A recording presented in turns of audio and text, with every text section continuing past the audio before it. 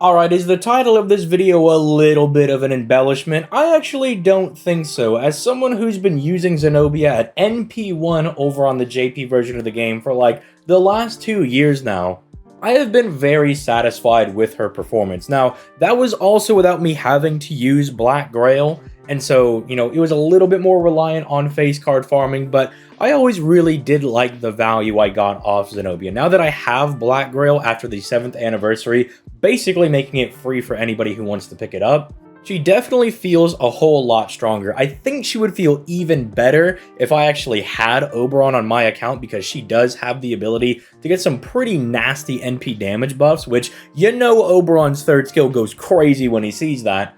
And so we're going to talk about all that and more in today's video, as especially for this servant, I do want to sing their praises, because I know some people can look at her numbers, and if you look at like the NP damage charts, it's like, oh, this servant is hot dog water. Like, she is not going to be good at all unless you have her at like NP5. But again, let me tell you, I've been using her at NP1, and as long as you're not bringing her to like the most insane, 90 plus nodes on the planet, you'll get some nice usage out of her. Now, before we begin, if you have not already, make sure you leave a like on the video and you subscribe to the channel for that sweet daily FGO content, where I make sure that you are informed on the goings-on both versions of the game. In fact, it should be tomorrow, barring any more surprises from the JP version, that I should be dropping my guide for the new Halloween event that is over on NA right now.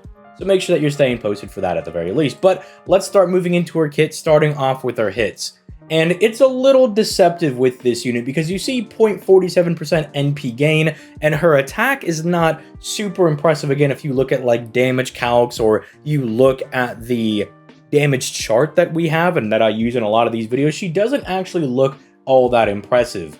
And it looks like she actually might struggle, but her performance with her skills is deceptively good, because even her NP only has 4 hits on it, and you would think that she's not going to be all that good at looping. But again, Castori is just 1, a phenomenal support, and then 2, she has very strong skills that help her out when it comes to farming.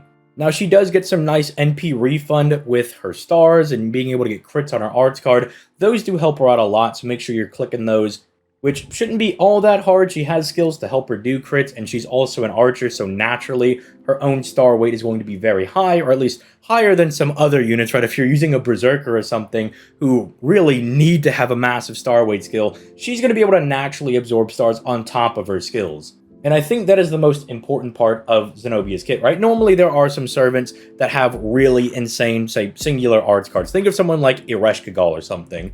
But Zenobia has just very solid looking hits, and there's nothing super out of the ordinary. Again, you might just be deceived that she's not that good of a farmer because she only has 0.47% NP gain. It's almost a reverse Bradamante situation, where Bradamante looks really good on paper, and this is pre-buff, by the way. I know after her buff she got a lot better, but she looks really strong on paper, but then her performance-wise doesn't really match up. Zenobia is like the opposite. You kind of look at her hits and her NP gain, and you're like, ooh, this servant might struggle a little bit, but again, in practice, she functions very, very well. So starting off with her first skill, this is just a nice bread and butter skill for her, because it just gives her 30% arts for 3 turns, which is nice, and then it gives her 20% NP every turn for 3 turns, and 10 stars every turn for 3 turns on a 7-turn cooldown. It is just a nice bread and butter skill that whenever you have the ability to use this skill, you fire it, right?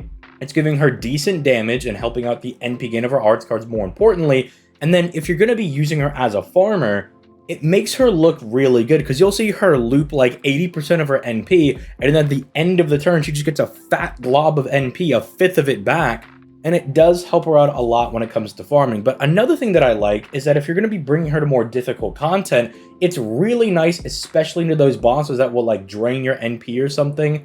Because on top of Castoria giving you a lot of NP, you have ways to regenerate your own NP as well naturally. Now, it is unfortunate that she doesn't have a battery to kind of get going from the jump, but the nice thing is Castoria already gives you 100%, right? It's very uniquely good for, I suppose, the arts meta, right? Because you really aren't doing Black Grail farming with most of your Buster units and most of your Quick units. You have to be like the upper echelon of your Buster units, like, say, Arsuide or Melusine, that can really take advantage of Black Grail farming. And then there's like very few quick servants, although we're getting more that can actually do the full Black Grail farming. But for arts, that's kind of just built into how they function. So again, just works really well with all that. And while I do wish that she had a battery for some of those 90 plus, 90 plus plus setups, because that can kind of hurt her when there's not that many enemies.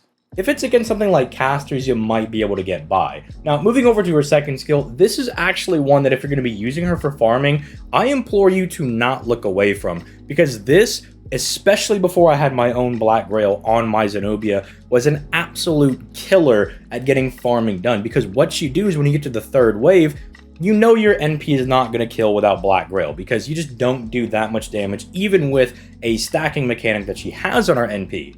But so you save this, and if you can even find one of your cards, you should be absolutely fine.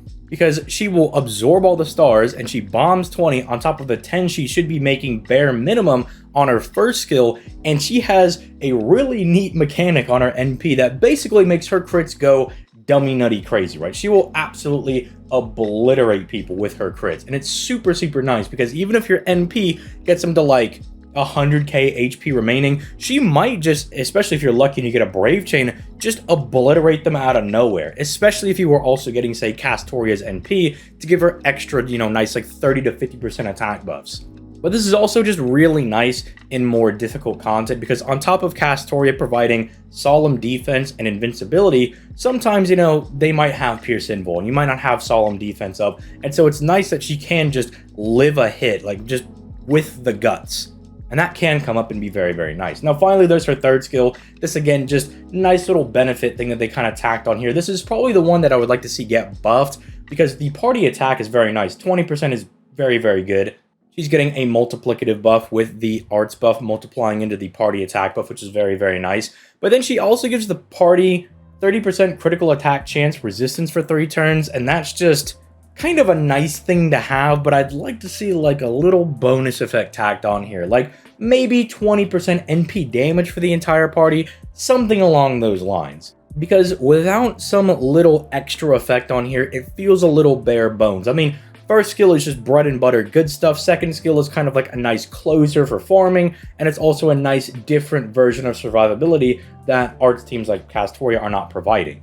But then this is like, yeah, it's nice, it's an attack buff, I suppose, but if it was an NP damage buff giving us another different type of multiplicative buff, that would have gone a long way in increasing her damage, or maybe it was a different power mod, because when you look at her NP, it looks kind of strong on paper, but the unfortunate thing is that there's not a whole lot of king enemies in the game that you're going to be bringing her up against. I mean, it's not like it's a small trait to be hitting, but again, since you're predominantly going to be bringing her to fight, say, sabers and berserkers, maybe you can get away with like going into casters as well, because that is neutral, but you get more NP refund back on that. I would have just liked to see maybe, I don't know, an anti-evil or anti-chaotic, something along those lines on the third skill, even if it was like a 30 to 50% buff. But it's still nice, because when you do find the king enemies, you do get a massive 150% power mod. She gives herself a little bit of an attack buff.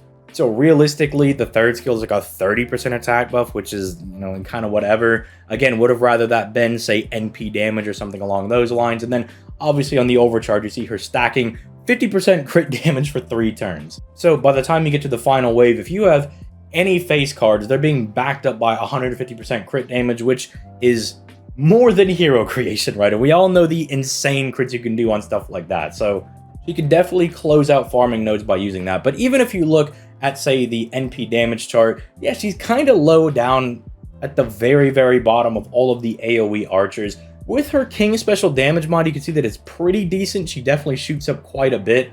Gets kind of around, say, Tesla's normal numbers without his power mod. But this is definitely one of those servants that I would not complain about getting, say, NP2 or 3 to kind of help her base damage out a little bit. Because again, only having the King power mod to get that real big damage, and it's not something like, say, Earth, where there's a whole lot of even regular enemies that this falls under as well. It's pretty much just going to be your servants and whatnot. If you are going to go really hard for, say, Zenobia, or you're really going all in for Jacques de Molay, and you pick up like NP3 Zenobia, you'll definitely probably have much higher praises than I do for Zenobia. I like using her. I think she's very fun.